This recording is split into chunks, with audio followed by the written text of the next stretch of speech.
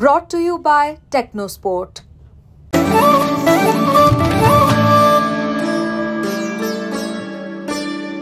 सही हो गया। आज हमारी पंचायत ऐसी हो गई, जो लोग जुड़े हैं वो 5 हैं, तो पंचायत है। और पंचायत की राय मैं अगर मानूं तो लगता है एक बार सबसे ले भी लेते हैं। ये तो डबास साहब ने बोला। रामेश्वर जी, आपको क्या लगता है कि इस बार जाट बनाम ये होगा, जाट बनाम यादवों का मुकाबला होगा? 100% जाट बनाम यादव। और जाट जिसको भी वोट करेंगे उसके जीतने की संभावना ज्यादा है, क्योंकि यहाँ का पिछला रिकॉर्ड देख लीजिए आप। खड़खड़ी हो गए, भरत सिंह हो गए, या जो भी जीतने वाले लोग हैं, कैलाश गहलोत हो गए। तो अगर जाटों ने एकजुट होकर जिसको भी वोट दिया वो जीतेगा। और आप समझ जाइए कि यहाँ पे एक जाट कैंडिडेट है और 2 यादव। आपको क्या लगता है? हमें भी यही लगता है कि जो जाट, जो चौधरी हैं, इनका झुकाव आम आदमी पार्टी की तरफ नहीं है, तो स्वाभाविक रूप से वे अपने जाट कैंडिडेट की तरफ ही अपना फोकस रखेंगे। बात चुनावों की, और चुनाव की बात हमसे बेहतर कौन कर सकता है। हम हर विधानसभा क्षेत्र का जायजा ले रहे हैं, और जायजा भी ऐसे वैसे नहीं, विशेषज्ञों के जरिए। विशेषज्ञ हमें बताते हैं कि कहां पर कौन से आंकड़े हैं, कहां पर कौन से मुद्दे हैं, कहां पर कौन सा नेता है, कहां पर कौन से जातीय समीकरण है, कहां धार्मिक समीकरण है। ये तमाम समीकरणों की पोल खोल इस कार्यक्रम में हम करते हैं। और आज एक ऐसी विधानसभा लेकर हम आए हैं, जो विधानसभा यूं तो दिल्ली में है, लेकिन दिल्ली से कहीं दूर और हरियाणा से कहीं नजदीक है। जी हाँ, नजफगढ़। नजफगढ़ एक ऐसा इलाका जो पश्चिमी दिल्ली का सुदूर इलाका है, और उस सुदूर इलाके में कई बार तो ऐसा भी माना जाता है कि वहाँ की जो संस्कृति है, वहाँ का जो कल्चर, वहाँ की जो भाषा है, वो बाकी दिल्ली से मेल भी खाती है कि नहीं खाती है। लेकिन दिल्ली के कई सारे महत्वपूर्ण सियासी गणित उन्हीं इलाकों से, उन्हीं बाहरी दिल्ली के इलाकों से तय भी होते हैं। ये भी उतना ही बड़ा फैक्ट है। तो आज हमारे साथ खास मेहमान और खास पैनल जो आपके साथ जुड़ता भी है, लेकिन उसमें एक नया हमने एडिशन किया है। हमारे साथ आज पहली बार विनोद डबास जुड़ रहे हैं। विनोद डबास ग्रामीण पृष्ठभूमि से आते हैं। बचपन उन्होंने दिल्ली के गांवों में बिताया है, और एक गांव नहीं, कई सारे गांवों को वो अपने में आत्मसात किए हुए हैं। और गांव तो जानते ही हैं, पत्रकारिता से जुड़े रहे हैं। लगभग 25 सालों का उनका अनुभव, और अलग अलग अखबारों में, जिसमें दैनिक जागरण से लेकर हिंदुस्तान और फिलहाल अमर उजाला में वो सेवा दे रहे हैं। रामेश्वर दयाल, जो हमारे इस पैनल के जाने माने चेहरे, डॉक्टर रामेश्वर दयाल हम इसलिए कहते हैं क्योंकि न सिर्फ वो पत्रकारिता के जाने पहचाने नाम है, बल्कि जो पत्रकार बनते हैं, नए पत्रकार बनते हैं, उन्हें भी पत्रकारिता की धार कैसे देनी है उसकी ट्रेनिंग भी डॉक्टर रामेश्वर दयाल देते हैं। और हमारे लिए भी, हमारी पत्रकारिता और हमारे इस शो की भी खास शान है। हमारे साथ संजय झा जी। संजय झा जी अंग्रेजी से लेकर हिंदी पत्रकारिता में अपना लोहा मनवा चुके हैं। साथ ही साथ लगातार कई सारे विषयों पर अपनी बेबाक राय रखते हैं, और टाइम्स ऑफ इंडिया से लेकर सहारा समय तक उन्होंने अपने झंडे उसमें गाड़े हैं। और कुल मिलाकर जो सीनियरिटी के लिहाज से और जानकारी के लिहाज से, मैं कई बार इंसाइक्लोपीडिया भी कह देता हूं, संजय काव साहब दिल्ली के टाइम्स ऑफ इंडिया और आजकल डेक्कन क्रॉनिकल और एशियन एज से जुड़े हुए अंग्रेजी पत्रकारिता में बड़ा नाम, कई सालों तक दिल्ली की पूरी टीम लीड की है। तो आज जब हम नजफगढ़ की बात करेंगे, तो नजफगढ़ एक ऐसा इलाका है जो जाट बहुल इलाका तो माना जाता है, लेकिन अब वहां पर गांवों के साथ साथ कॉलोनियों की भी बहुत ज्यादा अहमियत बढ़ गई है। और नजफगढ़ एक ऐसा क्षेत्र है जहां पर जो मुख्य पॉलिटिकल पार्टी है, मुख्य चुनाव में जो पार्टियां लड़ती हैं, उसके अलावा निर्दलियों का दबदबा बहुत रहा है। 3 बार 1993 से लेकर के 2020 के बीच में 3 बार निर्दलीय चुनाव जीत चुके हैं। तो अगर किसी एक क्षेत्र से सबसे ज्यादा निर्दलीय प्रत्याशियों ने बाजी मारी है तो वो है नजफगढ़ क्षेत्र। लेकिन 2 बार से आम आदमी पार्टी के खाते में जा रही थी ये सीट। कैलाश गहलोत जो कि न सिर्फ वहां से जीते बल्कि मंत्री भी बने, उन्होंने टाटा बाई बाई कह दिया अरविंद केजरीवाल को और चले गए बीजेपी में।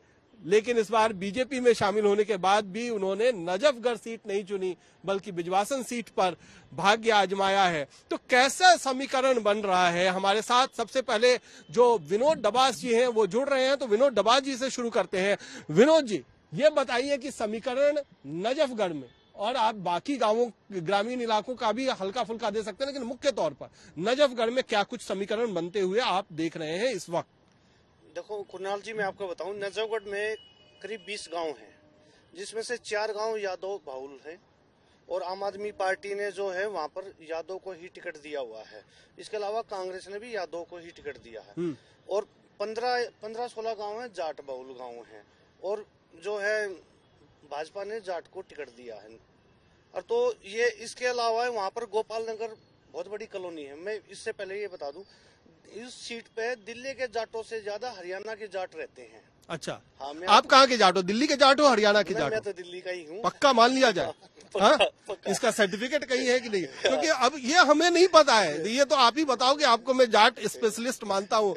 तो ये दिल्ली के जाट और हरियाणा के जाट में अंतर क्या होता है, ये जरा बताओ पहले। नहीं, अंतर कुछ नहीं, वो दरअसल यहाँ पर रोजगार के लिए आए हैं, नौकरी लगी हुई है, पुलिस में है, डीटीसी में, अन्य कोई काम करते। तो जैसे झज्जर डिस्ट्रिक्ट है और जो है रोहतक डिस्ट्रिक्ट के ज्यादातर जाट जो दिल्ली में नौकरी करते हैं वो उधर ही रहते हैं। अच्छा अच्छा अच्छा। और तो वहाँ पर है ना बहुत बड़ी कॉलोनी है गोपाल नगर। अच्छा। और वो कम से कम जो दिल्ली के गांव हैं वो 10 गांव जितनी आबादी है, और उसमें मैक्सिमम जाट ही हैं। और भी आपको बता दूं, वहाँ पर जो है नांगलोई बस स्टॉप कहते हैं, नांगलो स्टैंड के नाम से है। उसके साथ में कॉलोनी है जमाई कॉलोनी। अच्छा, उसमें है ना ये जमाई कॉलोनी ये तो बड़ा रोचक नाम है। ये क्या कहानी है जमाई कॉलोनी? मतलब ऑन रिकॉर्ड जमाई कॉलोनी नहीं है, उसको जमाई कॉलोनी कहते हैं। उस इलाके मतलब दिचाऊ गांव है। अच्छा, दिचाऊ कला गांव है, जिसकी अभी ये भाजपा की कैंडिडेट भी नीलम।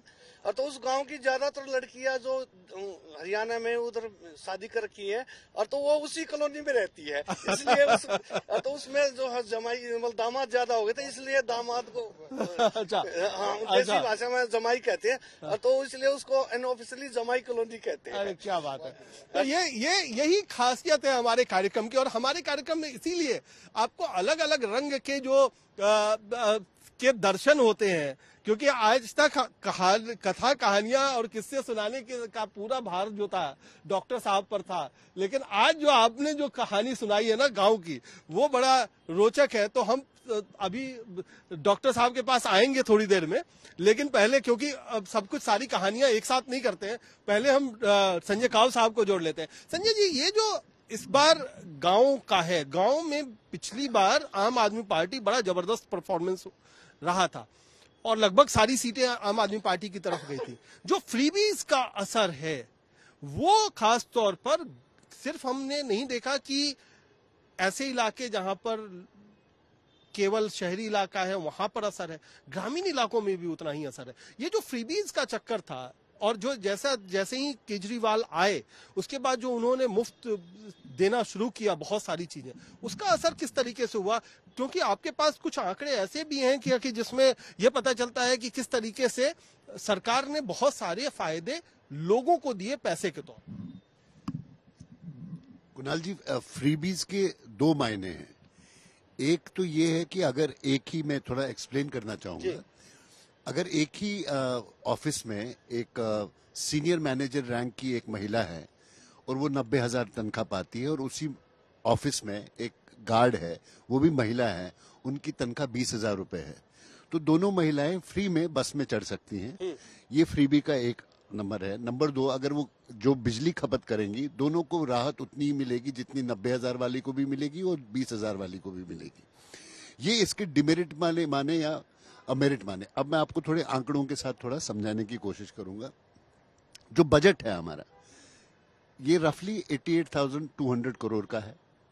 उसमें जो नॉन एक्सपेंडिचर बजट है, मतलब वो 16,500 करोड़ का है लगभग, जिसको हम कैपिटल बजट कहते हैं, जिससे कि उन्नति होती है, जैसे कि जिससे फ्लाईओवर बनते हैं या ये बनता है। बिल्कुल, कैपिटल बजट जो इसका मायने ये हुआ कि जो 70-72 करोड़ है वो आपके सैलरीज पे जाएगा, लोन्स में जाएगा और फ्रीबीज में जाएगा, राइट। अब थोड़ा सा जरा इसको ब्रेकअप करते हैं। जब 2014-2015 में बिजली का जो सब्सिडी वगैरह था ये लगभग 1500 करोड़ का था। 2015-16 में जब सब्सिडीज वगैरह शुरू हो गई तो ये जो है सीधा 3000 करोड़ के आसपास पहुंच गया। अब यही 3000 करोड़ कितना जा रहा है आप बताइए? 11,000 करोड़। 11,000 करोड़ 4 गुना हो गया जब से केजरीवाल सरकार बनी। तो इसका यही थोड़ा सा महिलाओं का।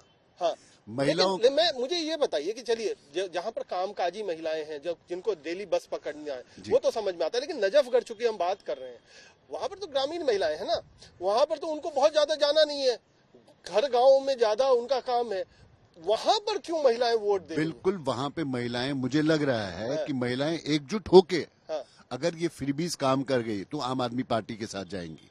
अब उसका वजह यह है जो महिलाओं पे जो 1000 रुपए का जो बर्डन आता था बहुत कम, मतलब 4,500 करोड़ के लगभग, अगर ये 2100 रुपए आम आदमी पार्टी ने किया तो ये लगभग 9,000 करोड़ चला जाएगा।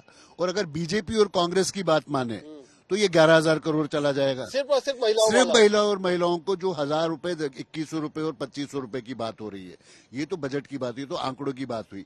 पानी की बात, जल बोर्ड का जो है पहले मात्र कुछ 19-20-30 करोड़ रहता होगा, ये 2015-16 में लगभग 200 करोड़ 190 करोड़ तक चला गया। साहब ये मुझे बताइए, एक ही घर में एक सैलरी आती है, आप उसमें आप ऑलिव ऑयल 2000 रुपए की बोतल लेंगे या सरसों का तेल 200 रुपए का लेंगे और बाकी चीजों में खर्च करेंगे, ये आपको डिसाइड करना है। आप एक बच्चे अगर आपका कोई वीक है उसको ज्यादा पौष्टिक खाना चाहिए, अगर थोड़ा मजबूत बच्चा है उसको कम चाहिए, ये आपको तय करना है। लेकिन आप अनइवन तरीके से आप फ्रीबीज के दौर में ये एक हम लोग कहाँ जा रहे हैं ये भी हमको सोचना पड़ेगा। बिल्कुल, ये इस पर भी हम करेंगे। अब संजय झा जी, आपको मैं माइक संजय जी जरा माइक संजय झा जी को दीजिए। संजय जी, आपको क्या लगता है कि जो ग्रामीण इलाके हैं, ग्रामीण इलाकों में मैंने देखा है, मतलब मैं तो जब से दिल्ली सरकार कवर करता रहा, बसें आई, लो फ्लोर बसें आई, लेकिन वो बसें ग्रामीण इलाकों में चल ही नहीं सकती क्योंकि वहां पर लो फ्लोर बसों का फ्लोर नीचे टच होता है, जो सड़कें हैं इतनी खराब हालत है। तो जो भी सरकार रही, चाहे वो शीला दीक्षित की सरकार रही हो या फिर अरविंद केजरीवाल की सरकार रही हो, उन्होंने ग्रामीण इलाकों पर नहीं ध्यान दिया। ये जो मुश्किल है, इसीलिए ग्रामीण इलाके हम कहते हैं कि वो दिल्ली का हिस्सा भी है या नहीं है, कई बार तो ये भी सोचने पे मजबूर होना पड़ता है। बिल्कुल सही समझाया आपने। दिल्ली की सड़कें ग्रामीण इलाकों में बेहद खराब हैं और चाहे बसें आप कितनी भी मॉडर्न लाएं, वहां के सड़कों का स्थिति जो है जर्जर बना हुआ है, दशकों से बना हुआ है। जहां आप आधे घंटे में पहुंच सकते हैं वो दूरी ही आपको 90 मिनट लग सकते हैं। तो इसका खामियाजा रूलिंग पार्टी की तरफ जाएगा। जैसे मेरे साथी ने समझाया है, फ्रीबीज का भारी असर होता है, ये तो मैं मानता हूं। अभी तुरंत महाराष्ट्र के चुनाव में फ्रीबी का भारी असर रहा और यहां भी घोषणाएं तीनों पार्टियां खूब कर रही हैं।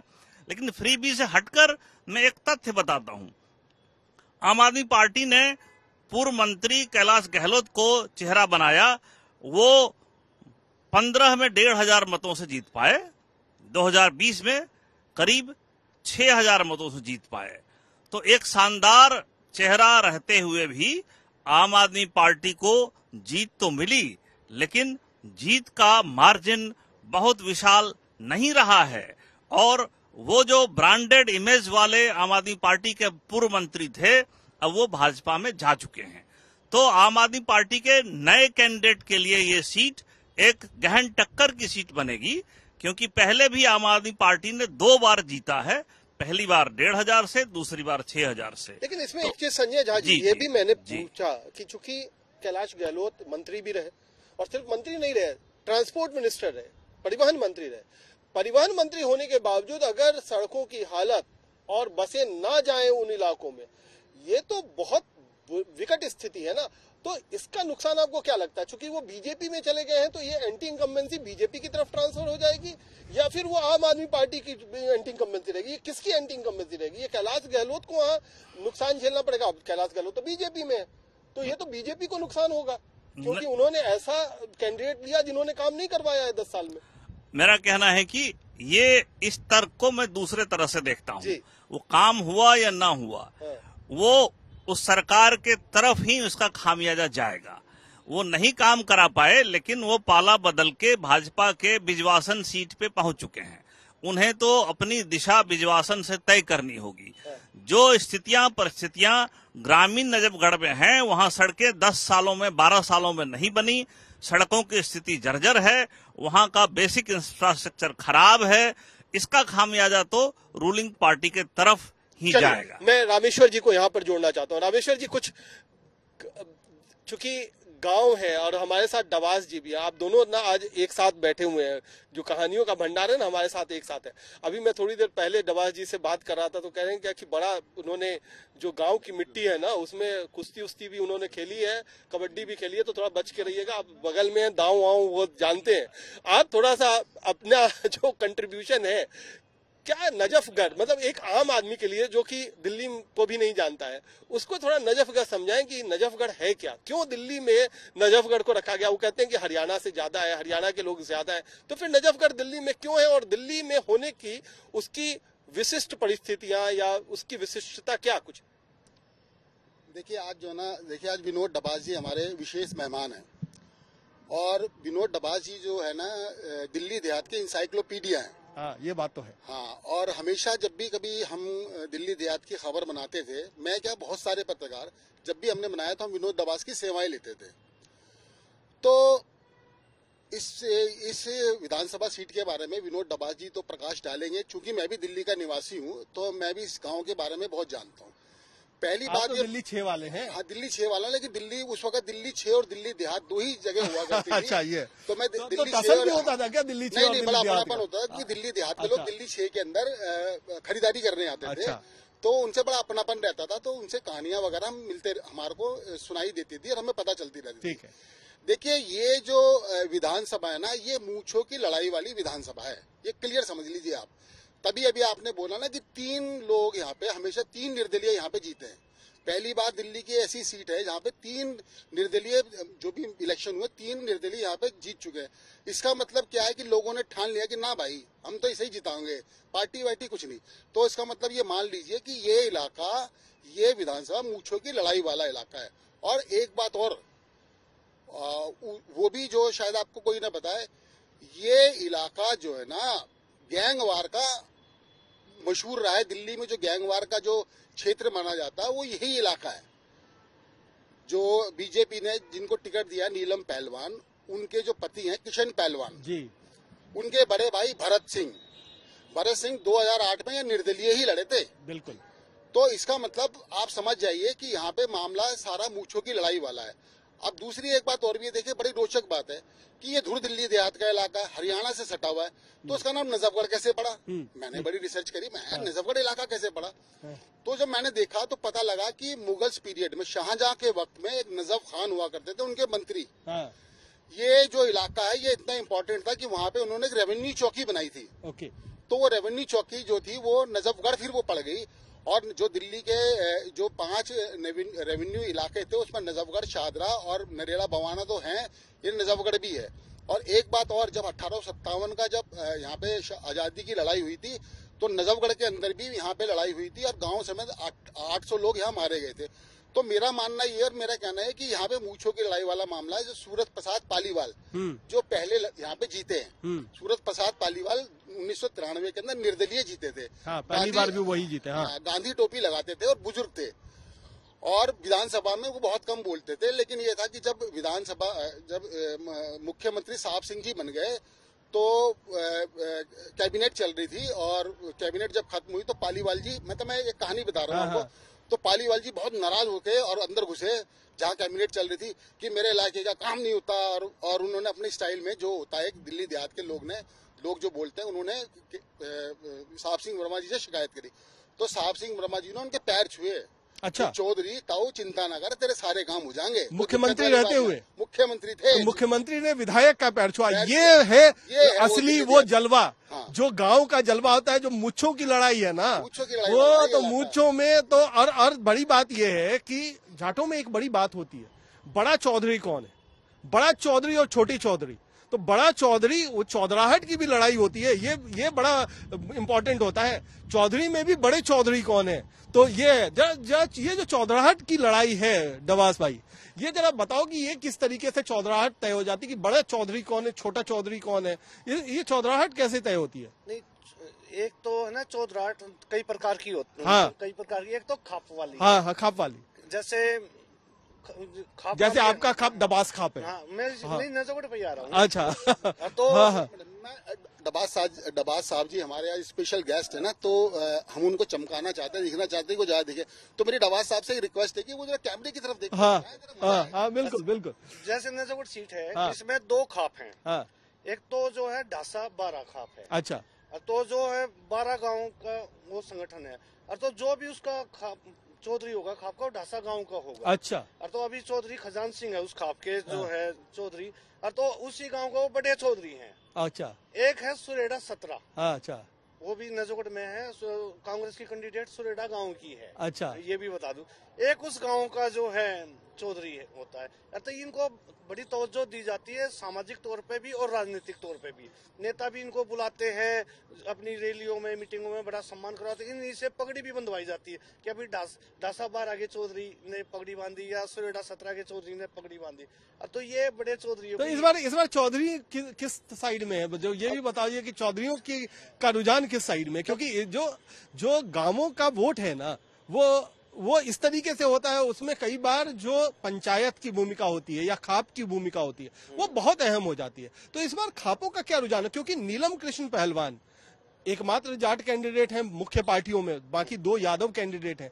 तो क्या इस बार जाटों ने कुछ ऐलान किया है या फिर ऐसे, क्योंकि उनके नाम से एक और जो कि बहुत अच्छी बात नहीं है वो ये है क्या कि वो जो गैंगवार की बात कर रहे थे, उनके पति जो है कृष्ण पहलवान, वो एक उनका गैंग से भी नाम जुड़ा हुआ है। तो इस तरीके की तो मुश्किलें भी है ना, तो उनके पर लोग भरोसा कर रहे हैं क्योंकि कई सारी चीजें हैं उनसे जुड़ी हुई। अभी मैं आपको बताऊं, गैंगवार की अभी रामेश्वर जी ने बात की कि मतलब गैंगवार काफी रही वहाँ। अब कोई गैंगवार नहीं है नजरगढ़, अब बहुत शांत इलाका हो चुका है। अच्छा। और पिछले जो है ये नीलम जो है 2012 से निगम पार्षद है, और कृष्ण पहलवान भी पार्षद रहे हैं। तो कोई इनके खिलाफ कोई केस दर्ज नहीं हुआ कभी इस टाइप का कि किसी को धमकाया हो, कुछ ऐसी कोई चीज नहीं है। अब पूरी तरह इलाका शांत है, न इनका किसी से कोई विवाद है जो है पूरी, कोई ऐसी गैंगवार वाली। अब रही जाटों की बात, क्या तय करेंगे क्या, मैं आपको एक कहानी बताता हूँ। बताइए ना, बिल्कुल कहानी सुनने के लिए। खासतौर पर नजरगढ़ की कहानी कि यहाँ मैं आपको बिल्कुल ठेठ भाषा में बोलता हूँ कि आज ठेठ का ही जमाना है। और तो जो है कोई भी ठेठ है तो ठाठ है। हाँ, कोई भी पत्रकार गांव में जब जाता है कि क्या माहौल है, क्या पूछते हैं, बुजुर्गों से पूछते हैं। और तो उसमें एक ही चीज बोली जाती है, वो बोलते हैं कि हुक्के का रुक्का तय करेगा। हुक्के का रुक्का समझे आप या नहीं समझे? नहीं समझा। जैसे बैठक होती है, जहाँ गाँव में बैठक होती है, बल्कि यहाँ नजरगढ़ में तो शहर में भी, कॉलोनियों में भी बैठक है, क्योंकि हरियाणा के लोग रहते हैं ज्यादातर। और तो वहाँ हुक्का बैठ के पीते हैं लोग, ताश भी खेलते हैं। बिल्कुल। और तो वो जो खाट और जाट, हाँ नहीं, हुक्के का रुक्का तय करेगा जो भी है। और तो उसमें क्या है, वहाँ बैठ के तय करते हैं भाई किसको जिताना, किसको समर्थन करता। और तो हुक्का पीते पीते वो तय करते हैं। और तो हुक्के का रुक्का मतलब आवाज, अच्छा, गुड़गुड़ाने की जो आवाज आती है, मतलब जो हुक्के पे बैठ के जो तय होगा, जो आवाज निकालेंगे कि वही तय होगा। तो अभी तक ये हुआ है कि नहीं हुआ है, कि अभी वे इंतजार कर रहे हैं? मैं आपको नहीं, अभी इस बार नहीं हुआ है अभी ऐसा। लेकिन और मैं नजरगढ़ का एक रोचक किस्सा और बताता हूँ। पिछले जो 7 चुनाव हुए, 7 का बता देता हूँ एक ही लाइन में।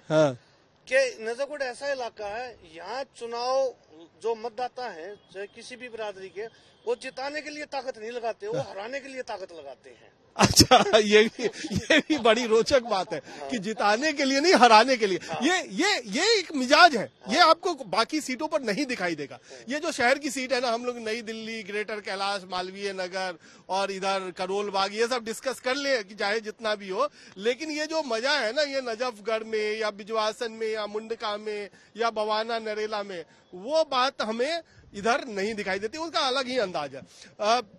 संजय झा जी, और आज हमारे साथ एक और खास मेहमान जुड़े हुए हैं, अरशद फरीदी साहब, जो जिनके पास भी बड़ा लंबा तजुर्बा है। अरशद साहब को भी इस डिस्कशन में हम जोड़ते हैं। अरशद साहब, कुछ बताइए कि गांव में आपने अगर कभी रिपोर्टिंग की हो तो ये जो गांव का मिजाज है वो बाकी शहरी इलाकों से किस तरीके से अलग आपको दिखाई पड़ा और किस तरीके से उसको नजर आप देख सकते हैं? ग्रामीण क्षेत्रों का जो मिजाज रहा है वो बिल्कुल डिफरेंट है। वहाँ आज भी वही मतलब जो गांव का की जिसकी जड़ें गांव से हैं उसी को मतदाता वहाँ के लोग स्वीकार करते हैं, जिसकी रूट्स गांव से हैं। अभी नजफगढ़ का जैसे आप जिक्र कर रहे थे, तो नजफगढ़ ये आउटर दिल्ली के जो भी क्षेत्र हैं इसमें कभी बड़े कद्दावर नेता होते थे, सज्जन कुमार, ये तो इन लोगों की रूट्स जो थे, इनकी जाति के मतदाता इतने नहीं थे, लेकिन क्यों ग्रामीण रूटों से जुड़े हुए थे तो इसलिए ग्रामीणों का समर्थन इनको मिलता रहा और ये लोग वहां से जीतते रहे। तो इन गाँव का मिजाज वो अलग है, बिल्कुल डिफरेंट है।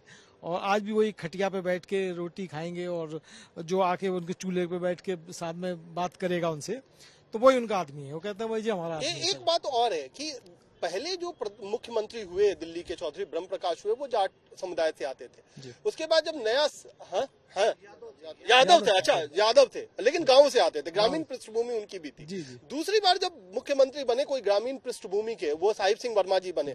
लेकिन उसके बाद एक लंबा सूखा है। तो ये क्या है कि क्या गांवों का या ग्रामीण दिल्ली का जो हस्तक्षेप है दिल्ली की सियासत में वो थोड़ा कम होता हुआ दिखाई दे रहा है? आप बिल्कुल ठीक कह रहे हैं। देखिए ऐसा है कि गांवों का इस पिछले 20-25 साल में जो शहरीकरण हुआ है, तो गांवों की आबादी बहुत कम रह गई है, लिमिटेड रह गई है। उसमें शहरी मतदाता अधिक हो गए हैं, जो उसमें लाल डोरा के अंदर और जो जब जितना दिल्ली एक्सपेंड हुई उसमें वो लोग आए हैं, तो वो उनका कुछ भूमिका कम हुई है, लेकिन उसके बावजूद उनका लठपुजा है वहां पर सर। जो अल्टीमेटली वोटर जो है उन लोगों के साथ ही रहा है, जो ग्रामीण पृष्ठभूमि के हैं। अच्छा, संजय काऊ साहब, आपने तो बहुत दशकों तक दिल्ली कवर भी की है। आपने साहिब सिंह वर्मा का दौर भी देखा होगा, साहिब सिंह वर्मा का भी दौर देखा होगा।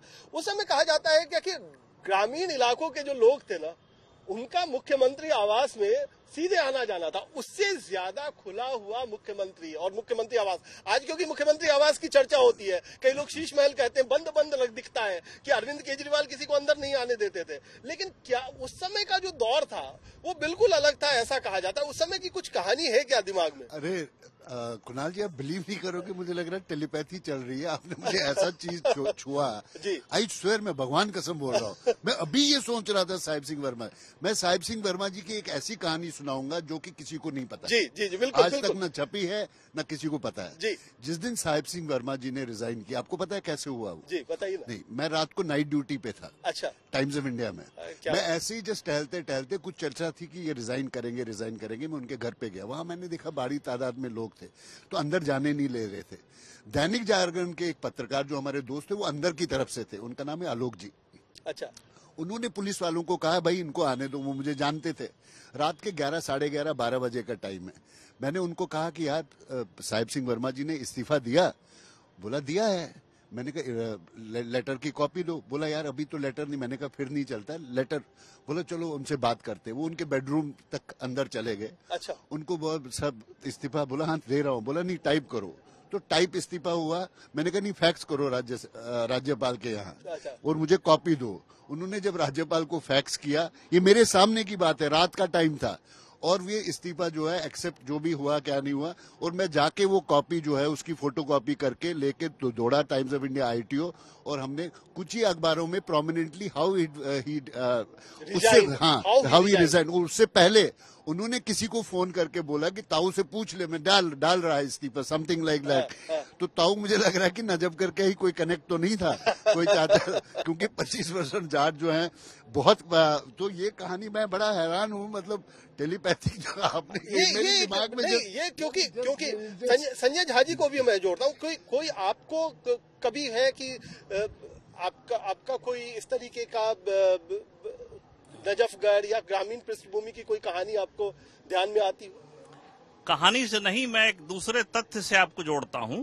वो ये है कि जो आपने अभी डिस्कस भी किया है दूसरे साथियों से, कि चौधरियों का मिजाज और एक हराने का अंदाज, तो मैं उसमें ये जोड़ता हूं कि ग्रामीण इलाका दिल्ली का काफी बड़ा इलाका है। बदरपुर से लेके सीधा सीधा रोहिणी सागे तक करीब 22 नरेला तक 22 विधानसभा मिलके जो आउटर लोकसभा सीट थी उस पे सज्जन कुमार जीतते थे और ग्रामीण इलाके के बहुत बड़े चेहरे होते थे। तो मेरा कहना है कि ग्रामीण इलाकों में से दिल्ली का चुनाव हमेशा प्रभावित होता रहा है, लेकिन ये जो चौधरी हैं इनका एक बड़ा खास झुकाव आम आदमी की पार्टी की तरफ नहीं है। शायद यही वजह थी कि गांव के होते हुए कैलाश गहलोत कभी 2000 से और कभी 6000 से जीतते थे। तो ये जो चौधरियों का झुकाव आम आदमी की पार्टी की तरफ बहुत मजबूत सा नहीं है, इसका खामियाजा आम आदमी पार्टी को कहीं न कहीं भुगतने को पड़ेगा, क्योंकि उनका एक अंदाज है और वो किस दिशा में ले जाएंगे ये हम लोग आगे उस पर बहस करेंगे, इस पे और चर्चा होगी। बिल्कुल, लेकिन अभी डॉक्टर साहब ये बताइए कि ये जो अब हम चूंकि आखिरी दौर में भी पहुंच रहे हैं इस कार्यक्रम के, क्या लगता है कि इस बार जो गांवों में माहौल है या गांवों में जो बातें की चर्चा हो रही है वो किस तरीके की चर्चा है, किस तरीके के मुद्दों को लेकर के होगी? क्या वाकई जो गांव का पिछड़ापन है वो मुद्दा बनेगा, या फिर ये जो हम बात कर रहे हैं जातीय समीकरणों की, और जातीय समीकरणों से ज्यादा हमें जो नजर आता है वो ये भी नजर आता है कि अब गांवों के साथ कॉलोनियां बस गई हैं, तो क्या गांव अब नहीं डिसाइड करते, अब कॉलोनियां डिसाइड करती हैं? ऐसा भी कुछ आपको नजर आता है? वो आपका कहना बिल्कुल सही है। जब सज्जन कुमार जीता करते थे तो अभी झा साहब ने बताया कि वो जो 21 विधानसभाएं थी उस विधानसभाओं में सज्जन कुमार जीता करते थे, और साहिब सिंह वर्मा भी और किशन शर्मा जी केएल शर्मा जी। हाँ, तो मैं देखिए एक मनोवैज्ञानिक एक सामाजिक समीकरण देखिए, उस टाइम क्या था कि नई नई कॉलोनियां बस रही थी, तो वो जो कॉलोनियों के अंदर कॉलोनी के जो निवासी हुआ करते थे वो जो गांव के चौधरी हुआ करते थे या गांव के जो दबदबे वाले लोग थे वो उनके कहने के ऊपर वोट डाला करते थे। अच्छा, तो उस वक्त तक ये हुआ कि गांव का दबदबा कायम रहा, लेकिन अब क्या हुआ, गांव तो इतना सा है और मशरूम रूप से पूरी जो है ना अनऑथराइज कॉलोनी यहाँ पे बस गई है। तो ये मान के चलिए कि गांव का वोट जो है वो ऐसा कम नहीं है कि गांव का वोटर इफेक्टिव नहीं है, लेकिन गांव के वोटों के साथ उनके बगल में जो कॉलोनियां बसी हुई हैं, जैसे अभी डबास जी ने बताया कि एक वहाँ पे कॉलोनी है जहाँ पे इतने ज्यादा वोट है कि वो वही अकेली कॉलोनी फैसला कर देगी अनऑथराइज कॉलोनी की वोट किसको दिया जाए। लेकिन ये जो जाट वाला मामला, ये गाँव वाला मामला, वो भी दिल्ली की राजनीति में अपना प्रभाव डालता रहा है। और जहां तक नजफगढ़ सीट की बात है, मैं सीधा फिर दोहराना चाहता हूं कि ये सीट तो भाई साहब चौधरियों की सीट है और ये तो मुच्छों की लड़ाई है। अच्छा, तो अब चूंकि एक कार्यक्रम में पहली हमने शुरुआत की थी विनोद डबास से और इसकी का अंत भी हम उन्हीं से करेंगे। विनोद डबास जी, ये माइक थामिए और बताइए कि क्या है इस बार का मुद्दा, बेबाक तरीके से बताइए कि क्या मुद्दा है, क्या लोग सरकार से नाराज हैं, नहीं है, और अगर नाराज हैं तो उसकी वजह क्या है, और अगर नाराज नहीं है तो उसका रीजन क्या है? क्योंकि हमने देखा है कि बहुत ज्यादा विकास नहीं हुआ है, लेकिन इस बार चीजें किस डायरेक्शन में दिखाई दे रही साफ तौर पे। अच्छा, मैं आपको बताऊं, नजफगढ़ में कोई नाराजगी नहीं है रहती किसी से। अच्छा, उम्मीदवार देखा जाता है। अच्छा, कि मैंने अभी बताया ना कि वहाँ हराने के लिए ताकत लगाते हैं, जिताने के लिए नहीं, कि जो कैंडिडेट खटक जाए कि इस बार इसकी जो है कमर तले की मिट्टी निकालनी है, मतलब उसको हराना है। अच्छा, कमर की मिट्टी निकालनी, ये भी मुहावरे का अर्थ समझा दीजिए थोड़ा मुझे। चारों खाने चित करना। अच्छा, पहलवानी में जैसे चित करता था कमर लगती है। अच्छा, तो वही है कि इसकी कमर लगानी है। अच्छा, तो कमर की मिट्टी निकालनी है मतलब कमर लगानी है। अच्छा, ठीक है। तो और हम लोग बोलते हैं आम बोलचाल में इसकी कमर खोदनी है, यहाँ कमर लगानी। देखिए ये भी बात है, हम सीधे कब्र तक चले जाते हैं, लेकिन वही बात है, वही अर्थ है, यहाँ कमर की मिट्टी लगानी है, बस इतना है। और कितना मधुर है, कितना मीठा। कब्र खोदनी है बहुत ज्यादा बुरा लगता है। हाँ, तो क्या बात है। हाँ, तो यहाँ जो है ना मुद्दा कोई मायने नहीं रखता। अभी जो मैं एक बात बताऊं, जैसे अभी काओ साहब कह रहे थे कि जो फ्री वाली चीज, गाँव वाले फ्री के चक्कर में नहीं रहते बिल्कुल भी। मैं आपको बताऊं, फ्री तो सबको अच्छा लगता है, यहाँ तो चम्मच भी फ्री मिलता है तो लोग लाइन लगा करके चले जाते हैं। आपको बताऊं, जब 94 में पेंशन शुरू हुई थी, ओल्ड एज पेंशन, और तो बहुत से बुजुर्गों ने पेंशन ही नहीं कराई। किसी ने पूछा और तो के ताऊ तेरी पेंशन करा दूं, क्यों, मैं कोई मेरे धरती में अटक रहे हैं, मैं क्यों करा लूं, मेरे तो छोरे को मारे हैं। हाँ, तो पेंशन नहीं कराई। मैं उन्हीं की भाषा में अच्छा, मैं आपको। हाँ, नहीं यही भाषा मुझे चाहिए ही। अभी मैं आपको बताऊं, फ्री अभी बस वाली और बताता हूँ। हाँ, मैं बस में ही ज्यादातर आता जाता हूँ। अच्छा। तो क्या हुआ, एक दिन बस में एक लेडीज को चढ़ने में, वो ग्रामीण लेडीज थी, चढ़ने में दिक्कत हुई। हाँ। और उस बस में लेडीज बहुत थी। अच्छा। उसने कहा कि रानी हुई घूम रही है, मुफ्त में जो किराया लगता नहीं। हाँ। और तो जो है सीधी बस में आगे चढ़ जाती है। हाँ। मतलब रानी का मतलब आप समझे नहीं समझे ना, तभी तो आपसे आपकी जरूरत पड़ रही है। रानी का मतलब है कि इनके पास कोई काम धाम नहीं है, ये सुबह से शाम तक ऐसे ही घूमती है। अच्छा। तो गांव की महिलाओं को ये फ्री वाला भी अच्छा नहीं लग रहा। अच्छा। क्योंकि उनको आने जाने में दिक्कत हो। लेकिन जाती कहाँ है? गांव की महिलाएं जो है। नहीं, गांव के नहीं, जैसे और लेडीज है। हाँ। जो है कॉलोनियों वाली भी है, गांव की स्टैंड है, आना जाना है। तो मैं आपको यही बता रहा हूँ, तो ये फ्री वाला उनको पसंद नहीं है बिल्कुल भी। अच्छा। वो स्वाभिमान की भी बात रहती है कि किसी को बुजुर्ग कोई लग जाए, ओल्ड एज पेंशन लग जाए, पड़ोसी को पता चल जाए या किसी रिश्तेदार को पता चल जाए कि ये तो पेंशन लेता है यार, इसके तो मौज है, सब क्या है कि जो है फिर भी ये पेंशन ले रहा है। हाँ। और तो इसको बुराई मानते हो, मैं आपको ये बता दूं। अभी आप कह रहे थे जो है जहाँ साहब बसों की बात, नजफगढ़ इलाका ऐसा है उसमें बसों की कोई दिक्कत ही नहीं है। वहाँ जो स्टैंड पर सवारी कम खड़ी होती है और उससे जो है बसें ज्यादा निकल जाती है वहाँ से। ऐसा क्यों? ऐसा इसलिए है क्योंकि ये अभी क्लस्टर बस चली है दिल्ली में, इनके डिपो बनाने पड़े। जमीन दिल्ली में तो है नहीं, दिल्ली से ग्रामीण इलाके में डिपो है। मैं आपको बताऊं, जो है क्लस्टर का जो एसी नॉन एसी तो सबको वहाँ जाना ही है, जो है इलेक्ट्रिक वाली सबके हैं। तो वहाँ बसों जो है कोई दिक्कत नहीं बसों की, दनादन 1 मिनट में 5 बसें निकल जाती है, मैं आपको बता दूं। तो वहाँ दिक्कत वगैरह लोगों को क्या चाहिए, बिजली भी मिल रही है, पानी भी मिल रहा है।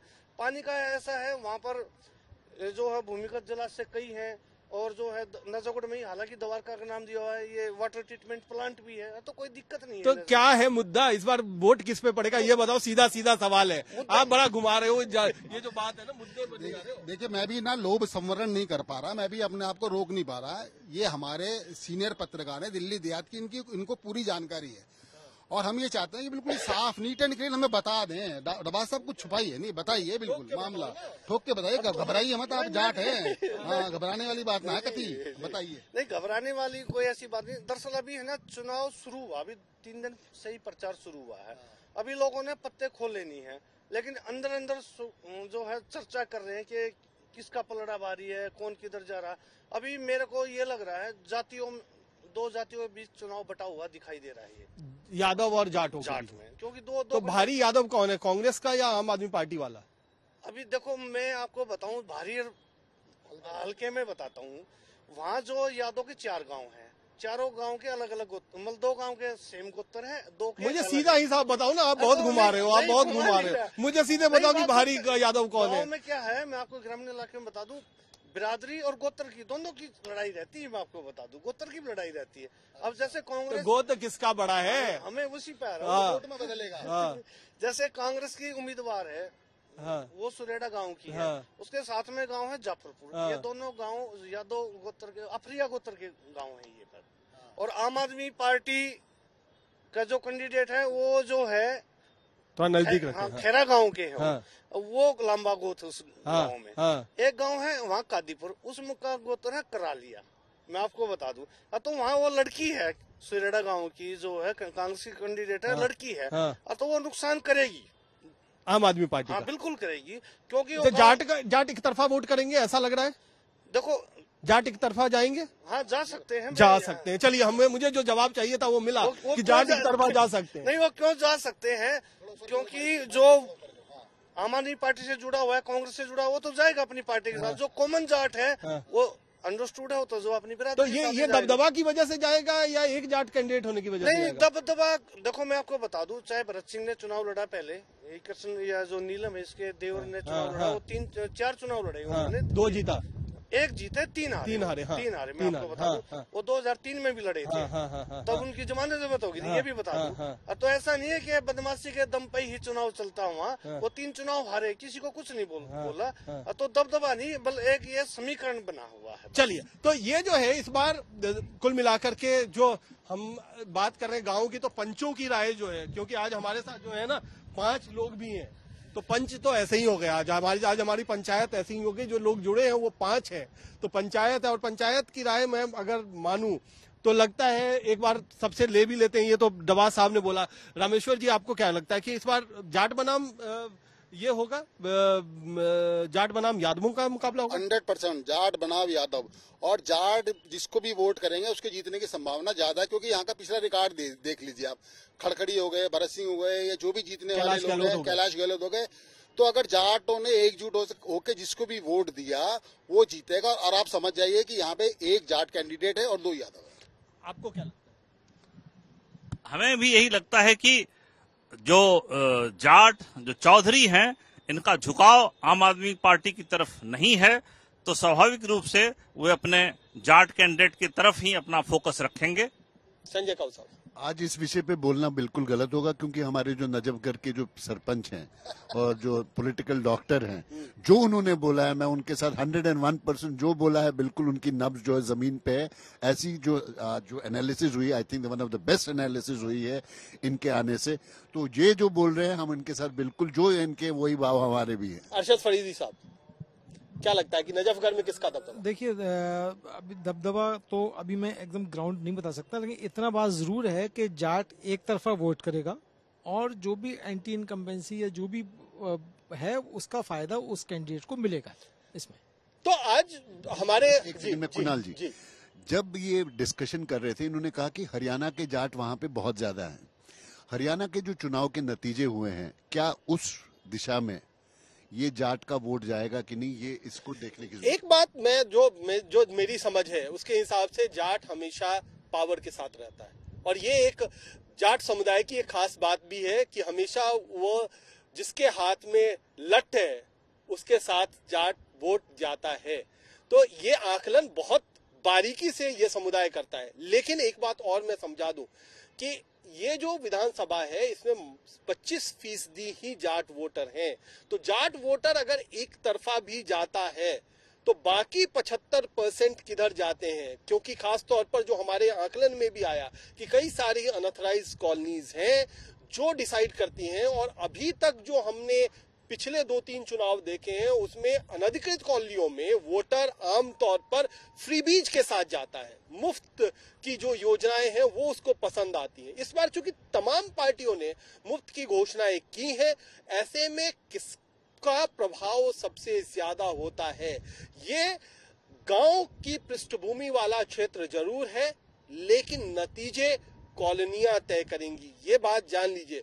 लेकिन जाटों का प्रभाव कॉलोनियों में भी है, क्योंकि उन्हीं की जमीन पर कॉलोनियां कटी हैं, बसी हैं, इसीलिए उनका प्रभाव सिर्फ 25% हमें आंकना थोड़ी कम समझदारी होगी। और यही वजह है कि लगातार जाट कैंडिडेट क्यों नजफगढ़ से जीतता है, क्योंकि उनका राजनीतिक प्रभुत्व ज्यादा है। उनका संख्या बल उतना हो ना हो, लेकिन जो उनका क्लाउट है, जो पॉलिटिकल क्लाउट हम बात करते हैं, वो बहुत ज्यादा है। और वो पॉलिटिकल क्लाउट उनको जिताऊ बनाता है, उनको जीतने वाली ताकत देता है। तो वो ताकत जो है वो जाट कैंडिडेट्स के साथ ज्यादा दिखाई पड़ती है। हालांकि इस बार समीकरणों को तोड़ने की कोशिश की है आम आदमी पार्टी ने और कांग्रेस ने, उन्होंने यादव कैंडिडेट दिए हैं। ये जो कोशिश है जाट प्रभुत्व को तोड़ने की, वो क्या जाटों को पोलराइज करता है या बाकी जो आबादी है उसको पोलराइज कर जाता है? इस पर सब कुछ नतीजा निर्भर करेगा। आज के लिए इतना ही। आपका हमारे साथ जुड़ने के लिए बहुत बहुत धन्यवाद।